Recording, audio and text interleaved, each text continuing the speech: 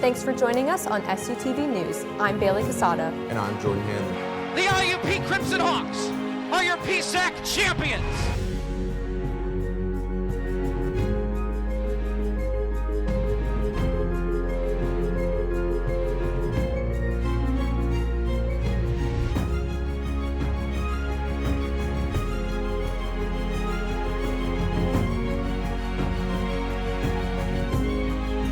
He will take these 29 electoral votes. This is an SUTV News special, A View of 2020. Good evening and welcome to an SUTV News special, A View of 2020. I'm Jacob Hitz. Tonight we look back at the news from around the country and around the world. From the triumphs of sending a manned aircraft to space and a new peace deal in the Middle East, to the tragedies of the coronavirus and the conflict between the U.S. and Iran. It didn't take long for memorable events to occur in the year 2020. Bushfires in Australia that began in the fall of 2019 carried over, continuing to destroy miles of land and kill as many as 500 million animals. Other countries began providing resources to Australia to combat the fires, including Canada and the United States.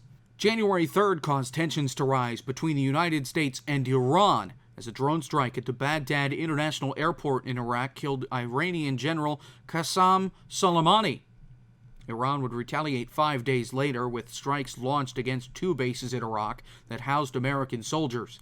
Iran would also shoot down Ukraine International Airlines Flight 752 by mistake, killing all 176 people on board, sparking outrage in several countries around the world, including in Canada, where 138 passengers on the flight were headed. In late December of 2019, the U.S. House of Representatives filed 2 articles of impeachment against President Donald Trump, charging him with abuse of power and obstruction to Congress. The trial opened on January 15th and came to a close with the vote in the Senate on February 5th. The Senate acquitted President Trump on both articles of impeachment. The Senate voted along party lines except for Utah Senator Mitt Romney, who sided with the Democrats and the 2 independents on the first article of impeachment. In December of 2019, a new disease began spreading from Wuhan, China.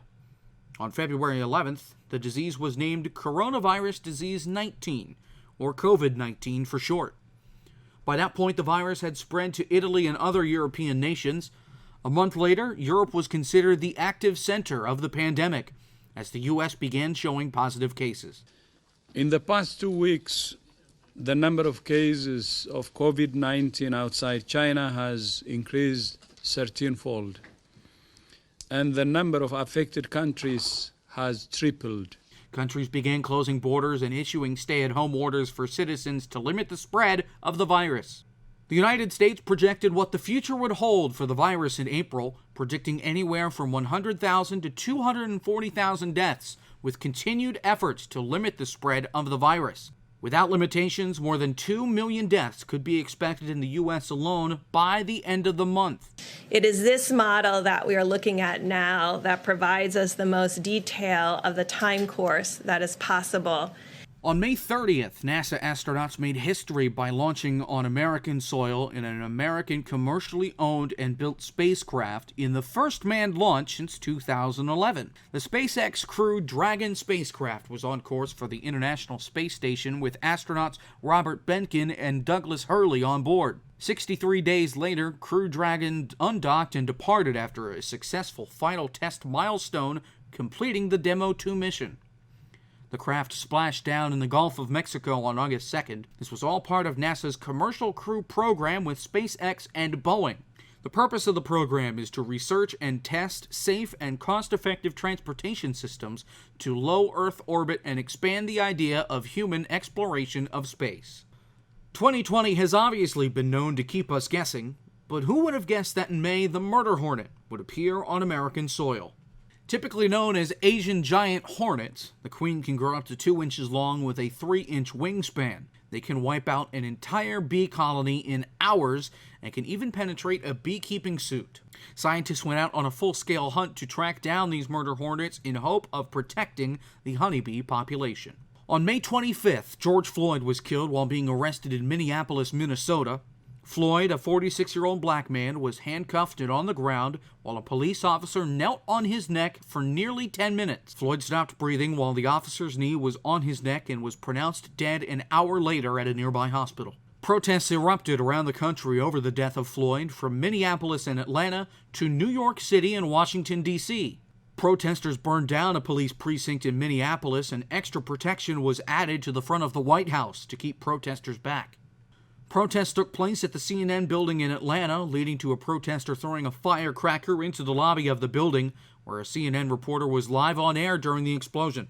Protests and riot took place around the country for 6 straight days, and 38 states activated their National Guards in response to the protests by the middle of June. On August 4th, Beirut, Lebanon had a deadly explosion at a port warehouse, injuring thousands and killing dozens. At least 204 died in the blast, with more than 6,000 injured. Lebanon's Prime Minister, Hassan Diab, stated that 2,750 tons of ammonium nitrate were left in the warehouse for 6 years without proper safety measures.